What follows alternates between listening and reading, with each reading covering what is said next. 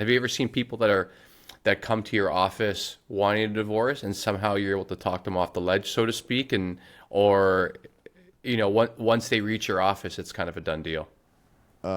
Usually, once they reach my office, it's kind of a done deal. But yeah, have I represented clients that have ultimately stayed married? Answer is yes. One way I've done that, or I've helped facilitate that, is their big argument was money. Hmm. There was a big power dynamic with the money. We negotiated a postnuptial agreement. The wife was staying home, raising the children. We said, okay, husband's going to put so much away into an IRA every year, so much into a 401k, give you spending money like an allowance, right? This is what we're going to do if you guys get divorced. And it solved the majority of their money problems.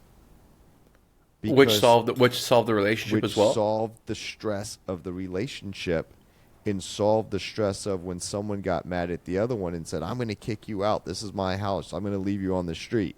That's scary to people, right? Right. Sure. But when you negotiate a post-nup and say, well, I actually have 90 days to move out and you've got to write me a check before I move out, right? Like that changes the dynamic. And it Right. allowed them to focus on their relationship. And I haven't, I've done this more than once with clients, so I don't, really follow whether they're still married today. I would imagine if they got divorced, they would have come back and seen me, but I Right. haven't seen them, which is a good thing. That's really interesting because, like, yeah, because I guess fear, if there's too much of that ingredient in any relationship, it can kind of start to poison the well in a pretty profound way. So even if the relationship itself, from what you're saying, is, reasonably healthy and these people love each other, but the wife is kind of terrified that, like, if this ends, I'm completely fucked because I've been raising these kids. I have, let's say, if they didn't go to school or, I have no skills, and what am I going to do? Then that fear trickles into every other aspect of the relationship. Is that accurate? 100%. It's like when you get in a fight and you say things that you don't mean because you're reacting and you're not thinking things through. But those sting and those hurt. Right? Mm. I'm going to leave you penniless. Well, you're supposed to love me. We're supposed to be raising this child together, and you're going to get divorced and leave me penniless? How am I going to care for our child? Right. Like, that just causes some doubts, causes a breakdown in the relationship.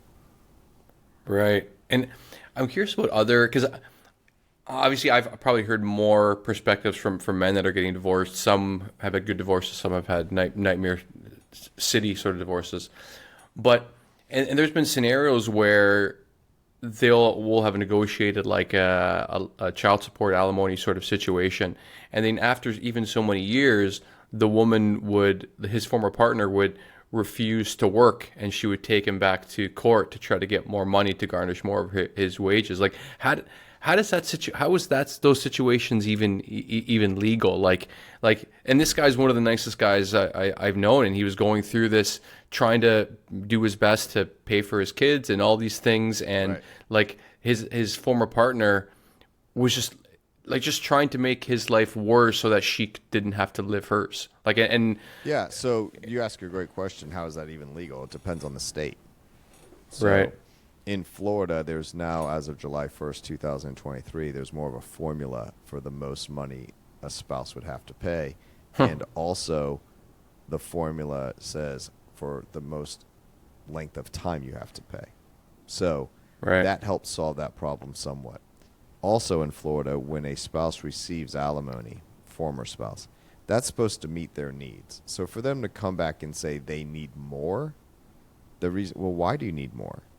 Right? If you were Right. imputed an income of making $50,000 a year, and that you went to trial and the judge said, I know you're not working now, but you can get a job making 50 grand, so I'm going to act like you have 50 grand. Hmm. Unless you've gotten injured or there's been a medical issue, you should still be able to make 50 grand 5 years later. You don't get to come back and relitigate that issue, right? Right.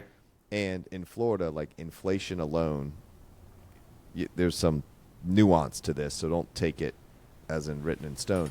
But just Right. because inflation goes up doesn't mean you can get more alimony and come back. Right. So I tell everybody, the best thing you can do financially is to be as self-sufficient financially as possible. Right. Because if I get you an alimony award in court, that's just a piece of paper saying he has to pay. What happens if he doesn't?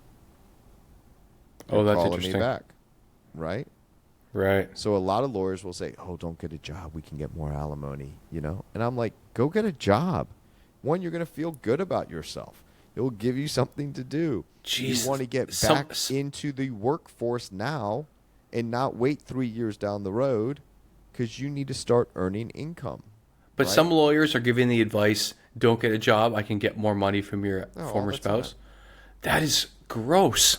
Yeah, all the time. Oh, my gosh. And I'll have other clients, let's say the wage earner will say, "You know, Seth, I own my own business and I can kind of turn on the spigot or turn it off. So maybe I'll Right. kind of like play it cool here and not earn as much." I'm like, they never take all of it. It's not like you pay every dollar to her. So why Right. wouldn't you want to earn more money? That's crazy to me. Go earn your money. Build your business. Right. Right? You do good work. You're building your business. You have more sales. You have more customers. You get more referrals. So you're playing the short game of, oh, I don't want to earn a lot in the next year or two. I'm going through a divorce. But that puts you a year or two behind in growing your business. Right. So play the long game.